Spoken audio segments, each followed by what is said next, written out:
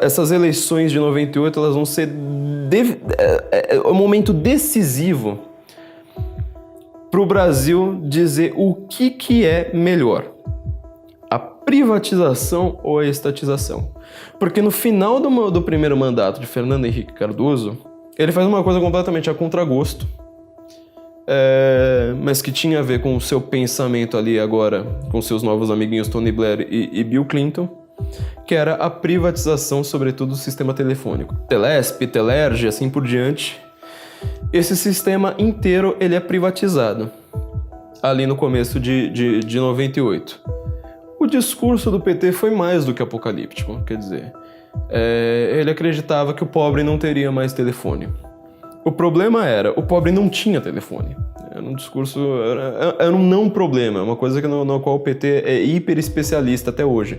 Ele cria um não problema, como por exemplo hoje a desigualdade salarial entre homens e mulheres. Não existe nenhuma mulher em nenhum cargo deste país que ela fala assim, olha, eu tô aqui na mesma função, no mesmo cargo que um colega e eu recebo menos do que ele.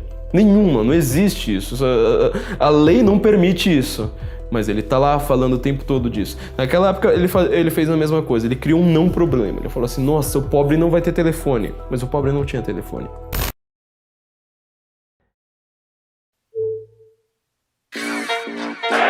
Aí o lançamento para a área brasileira. Olha o que aconteceu. Olha o que aconteceu. Gol! Zidane! Vem aí novas medidas para combater o nosso vergonhoso déficit público, que cresce como uma bola de neve. Essa reforma da Previdência não pode ser delongada, pode demorar, porque ela ajuda a consolidação da economia brasileira. Depois de 4 anos de governo FHC, o Brasil estava pronto para entrar em recessão. O clima era de ansiedade. Apesar do sucesso do Plano Real, ainda havia medo de que a inflação voltasse. Ninguém sabe!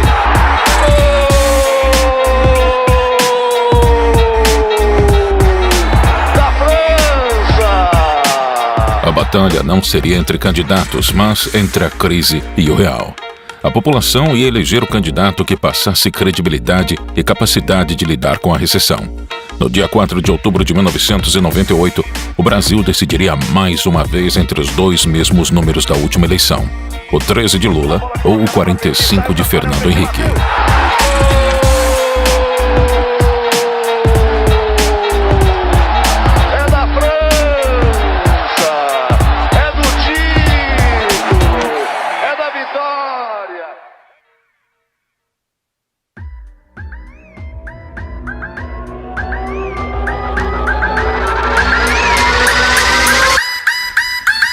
Prometo manter, defender e cumprir a Constituição.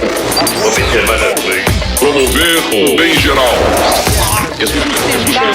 E sustentar A integridade e a independência do Brasil.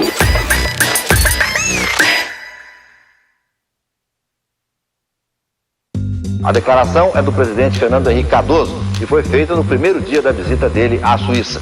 Ele se encontra com empresários e banqueiros para atrair novos investimentos. O principal compromisso do presidente será o Fórum Econômico Mundial na cidade de Davos. Durante os 4 anos do governo de Fernando Henrique, a inflação foi controlada. Empresas de outros países investiam no Brasil e estatais foram privatizadas. Apesar da confiança no real ser baixa, o Brasil parecia estar respirando. O presidente Fernando Henrique fala com otimismo sobre o futuro. Diz que o país está conseguindo driblar os efeitos da crise da Ásia. Entretanto, essa prosperidade era artificial. Para controlar a inflação, Fernando Henrique prometeu conter os gastos do governo, mas não cumpriu. Gastou mais do que poderia e endividou o Estado brasileiro. O resultado dessa brincadeira foi o aumento de real circulando na economia. A partir daí, a FHC tentou controlar a inflação através do câmbio, forçando uma igualdade entre o preço do real e do dólar. Só que para manter essa igualdade, ele precisava vender dólares, e para vender dólares era preciso ter uma reserva da moeda americana no Banco Central. Essa reserva de dólares era a chave para a estabilidade econômica. Queimar as reservas mantinha o real estável e garantia a confiança dos brasileiros. Mas manter essas reservas também era importante para que os investidores estrangeiros e seus dólares permanecessem no país. No meio de toda essa instabilidade, a situação econômica brasileira foi agravada pelas crises mexicana, asiática e russa. O problema, segundo os analistas, é que o olho do furacão está na Rússia e na Ásia. Mas os investidores estrangeiros parecem enxergar a instabilidade no Brasil com os mesmos olhos que examinam a fragilidade econômica da Rússia e da Ásia. E era nessa crise que PT e PSDB disputariam a presidência do país.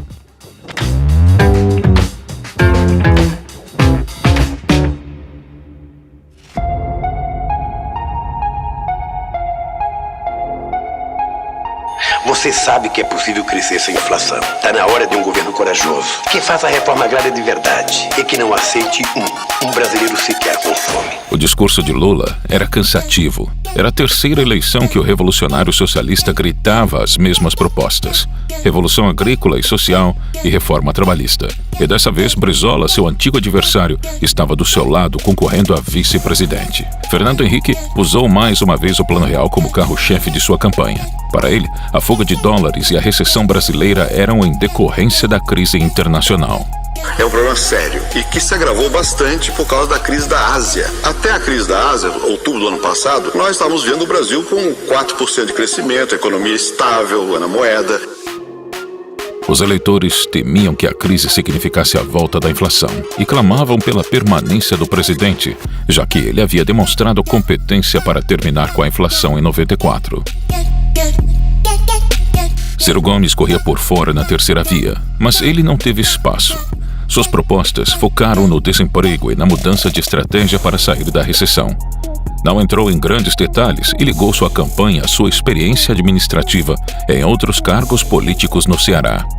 O padrão da eleição passada se repetiu: polarização entre PT e PSDB. Os candidatos do PT, Luiz Inácio Lula da Silva, e do PPS, Ciro Gomes, explicaram hoje em São Paulo por que consideram importante que a eleição para presidente tenha segundo turno. Para eles, isto permitiria um maior debate dos problemas nacionais. De que o debate, muito menos para você saber quem ganha ou quem perde, é para você permitir que a sociedade possa fazer juízo de valores. Isso não se permitiu. O presidente da República ele não quis debate antes, durante. Não é apenas com os candidatos, não. Ele não quis debate com a sociedade brasileira. Naquele ano não houve debate. FHC se recusou a participar das transmissões televisivas para dar atenção à crise econômica que ameaçava o país. E como a legislação eleitoral não permitia debate sem a participação de todos os candidatos, as campanhas de 98 se resumiam ao horário eleitoral gratuito. A estratégia de FHC deu resultado. Há 11 dias da eleição, o presidente Fernando Henrique adverte o país que vai tomar medidas duras. Num discurso de 20 minutos, hoje no Itamaraty, o presidente defendeu a reforma da Constituição e cortes nos gastos. O prejuízo tem de parar. O Estado tem de caber dentro dos recursos que a sociedade lhe dá e tem que utilizá-los da melhor forma possível. Ele foi o candidato que mais apareceu na mídia por ser o atual presidente e estar presente diariamente nos noticiários, enquanto os outros candidatos só apareciam no horário eleitoral. Enquanto o governo tem 10, eu que sou o segundo tenho 1, o Ciro que é o terceiro não tem nada, o Enéas desapareceu. Ou seja, é campanha de um candidato único. Foi uma corrida eleitoral sem grande cobertura da mídia, sem escândalos e sem surpresas. Todos queriam a reeleição. As pesquisas de intenção apontavam a vitória fácil de Fernando Henrique no primeiro turno. Vamos ver o desempenho dos candidatos nas outras pesquisas realizadas até agora. Veja, Fernando Henrique começou com 33, chegou a 49, 47 e voltou a 49. Lula partiu com 28, caiu para 21, subiu a 25 e agora tem 24. O voto nas próximas eleições. Quase 60 milhões de brasileiros votarão através da urna eletrônica. Vamos saber como? Primeiro você vota em deputado federal.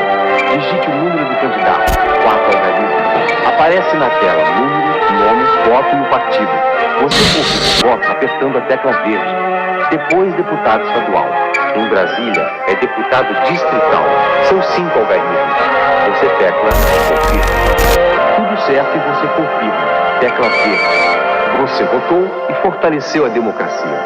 Voto eletrônico.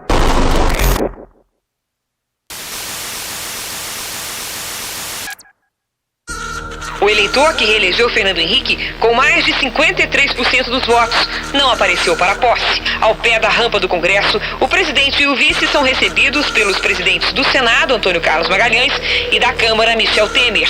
Fernando Henrique entra no plenário da Câmara sob aplausos. No dia da primeira eleição feita com urnas eletrônicas, o favoritismo se confirmou. O presidente Fernando Henrique se reelegeu no primeiro turno com 53% dos votos. Lula recebeu 31% e Ciro 10%. Observar as leis, promover o bem geral do povo brasileiro, sustentar a união, a integridade e a independência do Brasil. Duas condições foram fundamentais para a vitória de FHC: o sucesso do real e a fraqueza e a descredibilidade do seu principal oponente. Em janeiro de 99, FHC desistiu de igualar o real ao dólar e a moeda nacional foi radicalmente desvalorizada. O ministro da Fazenda passou o dia reunido com a equipe econômica. Numa entrevista ao Jornal Nacional, Pedro Malan disse que o nervosismo do mercado é exagerado, mas reconheceu que uma das medidas tomadas para proteger o real não deu certo. Em maio de 99, o PT iniciou uma campanha para derrubar a FHC. As tentativas de golpe aconteceram com 13 pedidos de impeachment ao Congresso. De crime de responsabilidade contra o presidente da República. O regimento autoriza o recurso ao plenário para que a Câmara delibere. Está iniciada a votação. O presidente da República não tem se limitado a paulinar a democracia, tem estuprado a O democracia. estelionato eleitoral de Fernando Henrique Cardoso. E quando o presidente da República ataca o Ministério Público, cometeu crime de responsabilidade, que coagiu o Ministério Público. De público, é público e notório e dispensa provas. Anunciou o resultado. Votaram sim. 100 senhores parlamentares. Votaram não. 342 senhores parlamentares. O recurso foi rejeitado. Apesar disso, o pior ainda estava por vir.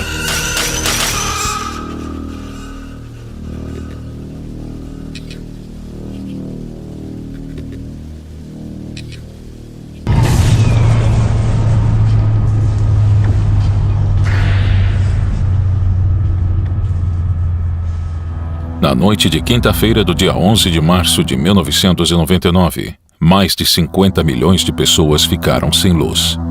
Um problema na estação de Furnas, em Bauru, cortou a energia elétrica por 40 minutos nos estados de São Paulo, do Rio de Janeiro, Espírito Santo, Paraná, Santa Catarina, Rio Grande do Sul, Mato Grosso do Sul, Goiás, Minas Gerais e Acre, além do Distrito Federal. Até o Paraguai foi afetado. A hipótese de o problema ter sido provocado por um raio foi afastada depois de 6 meses de investigação. O blackout ocorreu por falhas no Operador Nacional do Sistema Elétrico, ONS. A falta de investimento no setor de energia obrigou a FHC a criar uma campanha de racionamento em 2001. O risco de novos apagões ameaçava o Brasil. Com esses números, o mês de julho não vai haver apagão. E se continuar assim, vamos superar essa crise sem nenhum apagão. Além da economia de energia, uma outra preocupação é com o nível dos reservatórios. De acordo com a Câmara de Gestão da Crise de Energia, o nível está um pouco acima do esperado pelo governo. E eu quero mesmo anunciar, em 2002, que nós superamos para sempre essa crise, porque nós continuamos construindo, melhorando a nossa capacidade de produzir energia, então vamos superar de uma vez por todas. Mas mesmo assim, no dia 21 de janeiro de 2002, o novo blackout atingiu 10 estados brasileiros. 1h35 da tarde, o começo de um dia de caos em São Paulo. As estações ficaram às escuras, os trens da CPTM e os trólebus também pararam. Resultado, fila para conseguir um ônibus. Com os semáforos apagados, o blackout provocou confusão também no trânsito. As linhas do metrô e da Companhia Paulista de Trens Metropolitanos ficaram interrompidas. A Avenida Paulista, centro financeiro da cidade, ficou congestionada. Luz de velas também no aeroporto de Congonhas, onde os avisos luminosos foram substituídos por papel. Em São Paulo, a queda foi mostrada ao vivo pelo Jornal Hoje, que estava no ar. Temos um problema técnico aqui nos nossos estúdios. Em Vitória, Espírito Santo, a falta de sinais provocou acidentes num cruzamento. 3 pessoas ficaram feridas. Em Campo Grande, Mato Grosso do Sul, acidentes em vários cruzamentos. No Rio de Janeiro, o engarrafamento atingiu de uma ponta a outra a Avenida Presidente Vargas, no centro da cidade. Houve tumulto na saída do metrô. As estações foram fechadas. Nós saímos pelo trilho, estão pulando a porta do trem pelos trilhos. Com a falta de luz, muita gente ficou presa no elevador. Nesse prédio aqui, uma senhora está há mais de 1 hora aguardando a operação dos bombeiros. Segundo a direção da usina de Itaipu, o problema não foi na geração de energia, mas na transmissão. 13 das 18 turbinas pararam de produzir automaticamente. Caos total, né? Caos total.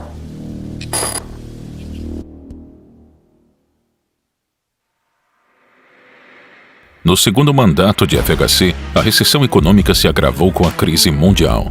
O efeito dominó derruba os outros tigres, atinge o mundo inteiro. O real foi desvalorizado e a inflação ressurgiu, apesar de não alcançar os índices anteriores.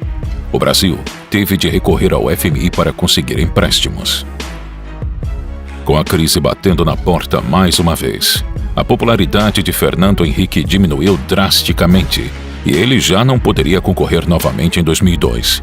FHC estava fora do jogo político. A esperança para 2002 tinha um novo nome.